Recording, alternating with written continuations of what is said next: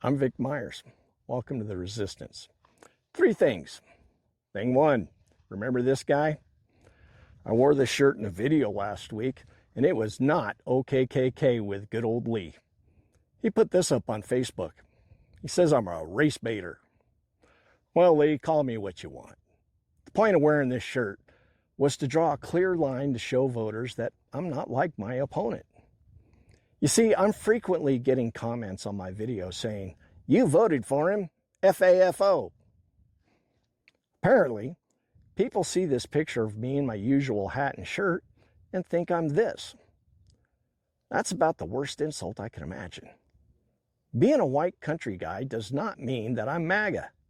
And I understand why so many people make that assumption, but it's wrong. And I want to make sure voters know that I'm not this. Thing 2, remember this?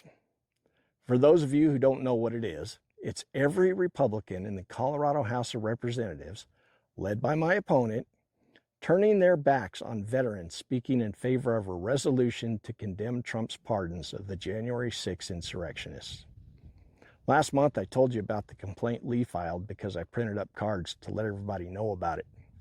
And I promised to put up full-page ads in the papers across the district.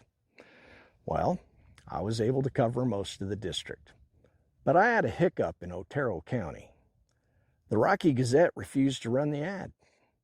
In the ad, I point out my opponent's affiliation with the Proud Boys, something that's well documented in Colorado media.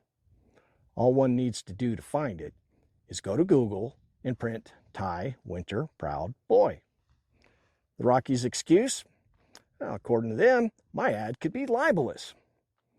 That's indicative of most of the media in this district.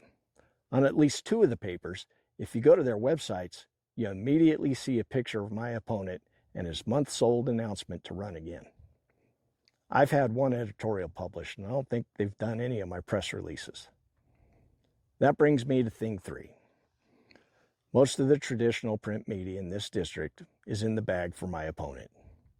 I'm going to have to rely on online advertising, yard signs, mailers, text campaigns, things like that to get my name out.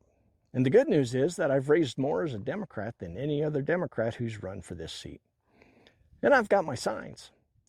The bad news is that the signs took a chunk out of my budget. Mailers, they're incredibly expensive, and online ads aren't free. The worst news is that my opponent already has 25 PACs behind him, and he's on track to break his personal record for the number of PACs funding his campaigns. The Colorado Apartment Association Small Donor Committee, or as I think of them, the Landlord PAC, well, they dropped over $6,000 into his campaign. Now, I've raised almost $80,000, and I know that sounds like a lot. But that only gets me into the fight. I'm going to have to raise a lot more to overcome his local media and PAC donor advantages. So if you can, please go to vic4hd47.com and help me send this guy packing. Thanks for listening. Good day.